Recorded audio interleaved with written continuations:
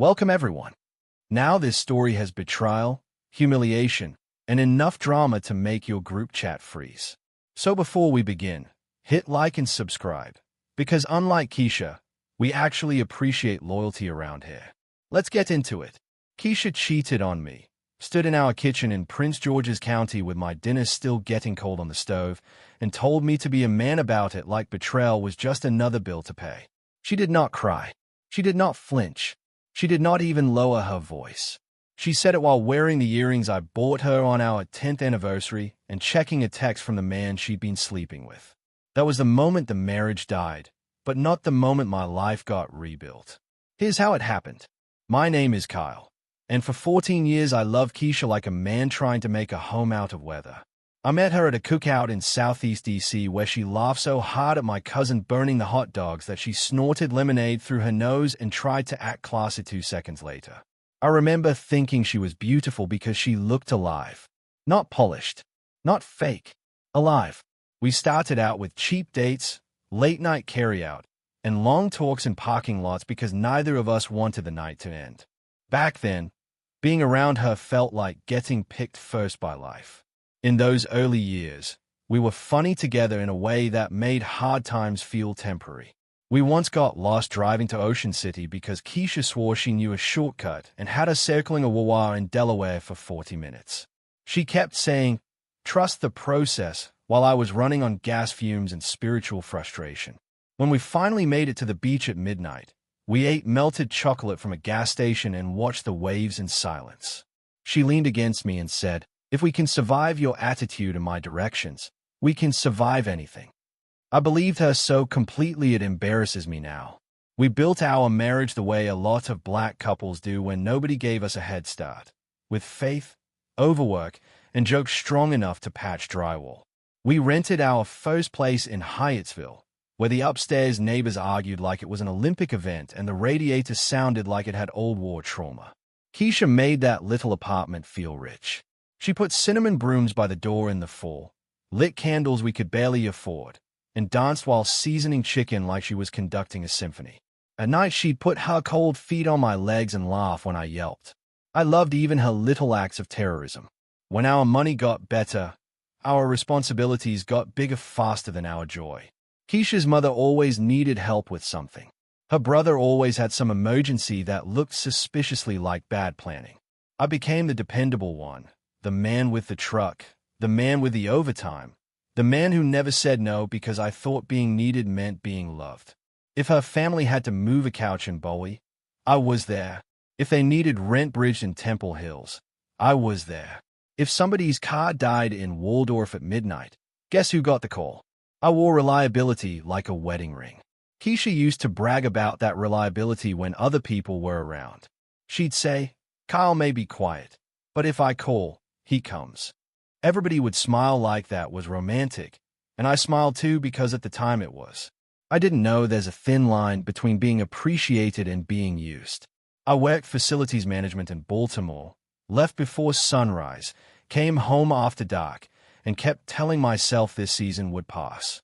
Keisha started a better-paying job with a healthcare contractor in Northern Virginia, and I was proud of her. I thought we were finally heading into the good part. The first cracks were small enough to excuse. She became protective of her phone. Her hours shifted, then stretched. She started dressing with a kind of precision that was new. Perfume on workdays, polished nails on random Tuesdays, a brightness in her face she never brought home. When I asked about it, she'd laugh and call me old. "You want me busted and tired looking? That's your problem, Kyle." It was playful the first few times. Then it got sharper. I noticed she stopped reaching for me in bed. She turned away from my hand like sleep had suddenly become sacred. Around the same time, I took one of the hardest hits of my life. My father died in Raleigh after a short illness that somehow still shocked everybody. I drove down to North Carolina hollowed out, handling funeral arrangements while trying to be strong for my mother and little sister. Keisha came for the service, wore black, held my hand in front of people, and looked like the perfect wife.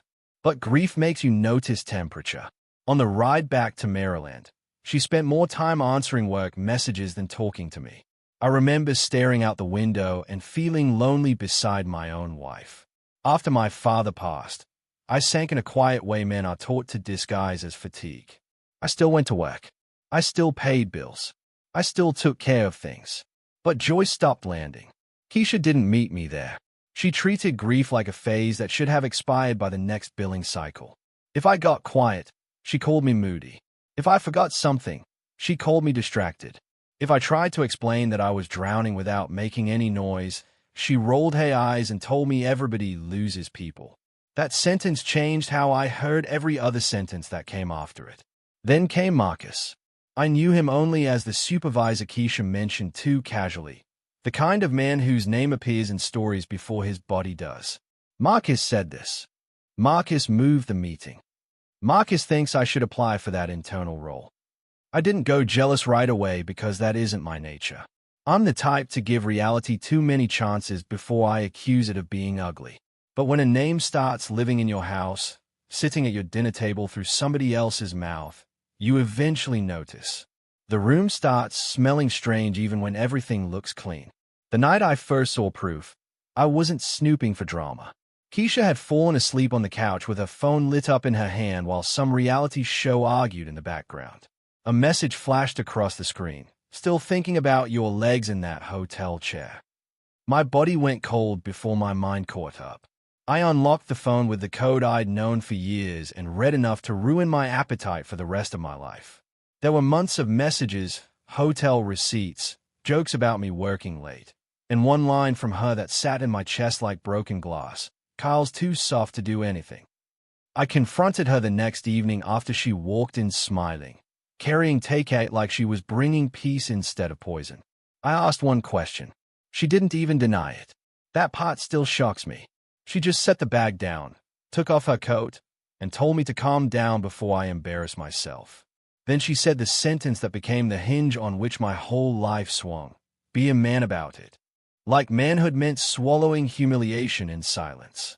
Like masculinity was some storage unit where women could dump cruelty and expect gratitude for the inconvenience. I think something inside me cracked loud enough for God to hear. I wish I could say I walked out that same night with clean dignity and a duffel bag. But pain is rarely cinematic when it's yours. I slept in the guest room for 3 weeks, then on the couch when Keisha's cousin came to stay like our marriage was some waiting room everybody felt welcome in. Keisha moved through the house without shame. She laughed on calls. She hummed while getting dressed. Once, I heard her on the phone say, "He's still here, but he'll adjust." Adjust. Like I was old furniture. That word made me laugh for the first time in days. Not because it was funny, but because it was so evil it almost felt creative. Her family didn't just fail me. They helped press me down. Keisha's mother told me marriage takes maturity, which apparently meant tolerating whatever her daughter felt like doing. Her brother, Donnell, said if I'd been home more, another man wouldn't have had room. That came from a man who borrowed $200 from me 6 times and only remembered me on holidays when he needed gas. Even our mutual friends split ugly. One admitted he'd seen Keisha and Marcus together in Arlington months before and didn't want to get involved. Nothing teaches you the shape of your loneliness like hearing how many people watched you drown in shallow water. Still, not every scene in that season was black and heavy. One Saturday, my niece Alia dragged me to her basketball practice in Largo because she said I looked like uncooked oatmeal with a beard. I laughed harder than I had in months. Kids will rescue you without realizing it. On the drive back, she made me stop for fries, stole half of mine, and told me I needed a haircut, sunlight, and better music. I told her my playlist was fine. She played me some new artist I couldn't understand and said I was aging like a church deacon.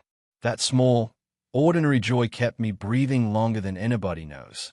The romantic memories were harder to survive than the insults because they kept arguing for a version of Keisha that no longer existed. I remembered our anniversary in Annapolis when we got caught in the rain, ran laughing under a restaurant awning, and ended up slow dancing in a hotel room to an old Anita Baker song from my phone speaker.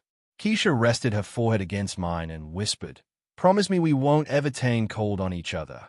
That memory visited me like a ghost with excellent timing. The worst part of betrayal is not that it destroys the present. It breaks into your past and starts rearranging the furniture there too. My decline became visible. I lost weight. My face sharpened. Men at work asked if I was sleeping, and I made jokes because that's what men do when they are barely holding their ribs together. One morning in Baltimore, I forgot my badge, my lunch, and where I parked, all before 8 a.m. My coworker Reggie looked at me and said, "Whatever she did, don't let it make you stupid too." It was such a Reggie way to offer comfort that I actually smiled. Then he put a therapist number in my hand and told me pride was expensive. That was the first useful thing anybody said to me. Therapy saved me in quiet, unglamorous ways. Dr. Benton had an office in Columbia with plain walls, soft lighting, and tissues placed where you could pretend not to need them. In our first session, I tried to tell my story like a report: facts, dates, impact, damages. He stopped me and said, "Kyle, you're talking like a witness. I need you to talk like the person it happened to." That sentence dropped me straight through myself. I cried so hard I had a headache after.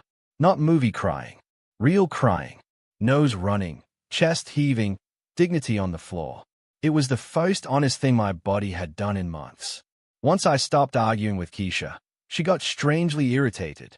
My silence denied her the drama she wanted. I no longer asked where she had been. I no longer checked her tone for scraps of tenderness. I no longer sat in the kitchen waiting for an apology that was never coming. Instead, I got practical. I found a lawyer in Baltimore who specialized in ugly divorces without making them theatrical.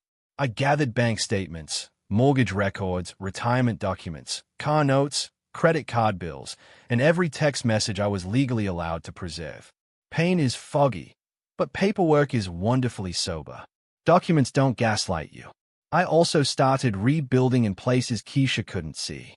I finally enrolled in a commercial driver certification program I had put off for years because there was always some family need more urgent than my own future. Classes were in Jessup on weekends. I'd leave before dawn, study air brake systems and logs with men from all kinds of backgrounds, and feel something old returning to me. Competence. Focus. The private dignity of learning a new skill in the middle of personal ruin. I didn't tell anybody except my sister, Nia. When she found out, she hugged me so hard she whispered, "There you are," like she had been waiting for me to come back. Keisha mistook my discipline for weakness.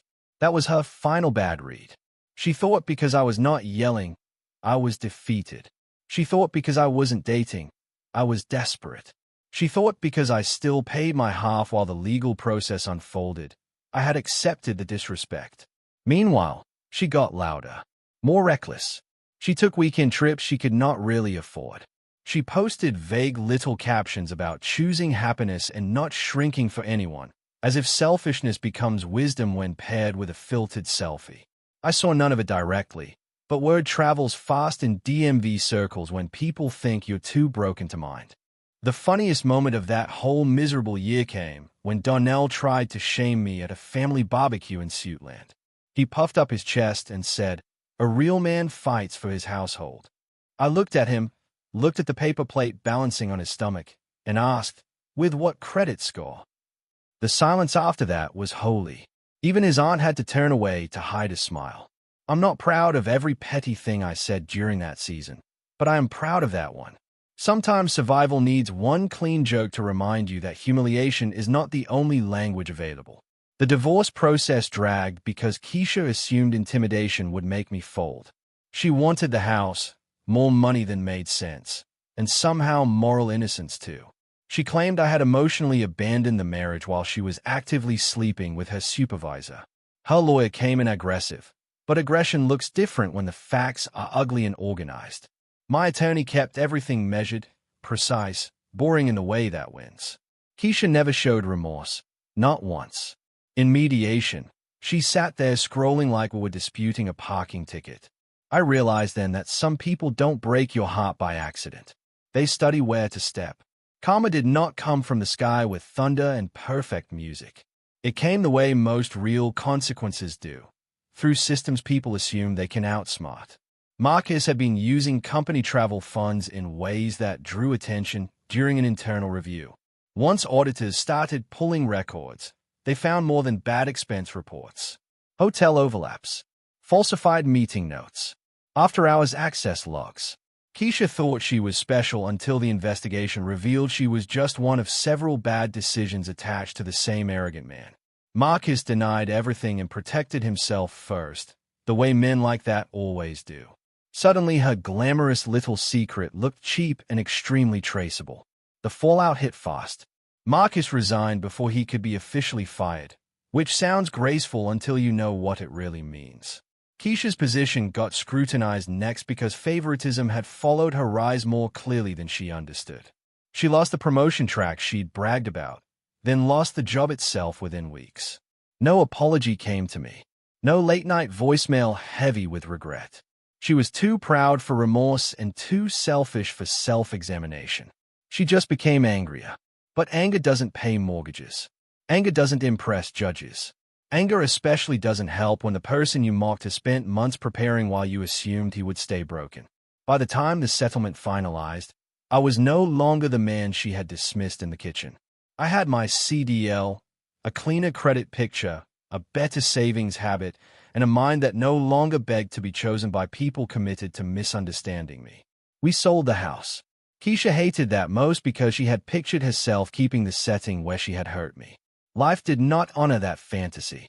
After legal fees, debts, and her own mess closed in, she had to move into a smaller rental in Silver Spring with none of the softness she thought she was entitled to. Consequences can be wonderfully unromantic. My own comeback was private enough to look ordinary from the outside. I took regional contracts up and down the East Coast, stacked money, kept my circle tiny, and rented a plain one-bedroom in Columbia that felt like peace wearing socks. Nobody gave me an award for surviving. Good. I didn't want applause. I wanted sleep. I wanted mornings when my stomach didn't drop when a phone buzzed. I wanted groceries bought for one without feeling ashamed. I wanted laughter that didn't have a blade hidden inside it. Healing, I learned, is often just 1,000 boring choices made by a person who finally believes his own life is worth protecting. Love found me again gently, which was the only way I would have allowed it. I met Janelle in a coffee shop in Frederick when I was there looking at a modest townhouse I could actually afford. She was reading a mystery novel and laughing to herself in the corner like she had private access to joy. We started talking because I made a terrible joke about the scone looking dry enough to require prayer. She laughed, a real laugh, and said, "That pastry needs a miracle and a bottle of water." Nothing rushed. That was the romance of it. No performance. No Hunger Games. Just warmth behaving itself. The strange thing about peace is how funny it can be once your nervous system stops bracing for impact. Yanel and I cooked together one evening, and I dropped an entire container of paprika onto the floor like I had declared war on seasoning. We stood there staring at the red dust cloud while she laughed so hard she had to grab the counter. Then she kissed my cheek and said, "At least the chicken still has a chance." It was such a small, tender moment, but I felt tears threaten because kindness had become startling to me. Betrayal teaches you fear. Healthy love teaches you how unnecessary some of that fear was. I never got an apology from Keisha. I never got justice wrapped in dramatic speeches. What I got was better, the truth, the exit, the discipline to rebuild, and the wisdom to stop calling endurance love. The moral is simple, but it cost me almost everything to learn it. Being a man does not mean swallowing disrespect until it kills your spirit. It means facing reality without flinching, protecting your peace without performance, and walking away from anybody who mistakes your loyalty for weakness. Some people will never feel sorry for what they did. Let life handle them. Your job is to become unrecognizable to the pain, not famous for surviving it. If you made it all the way to the end, you're officially family now. So hit like, subscribe, and come back for more stories where the lies are loud, but karma is louder.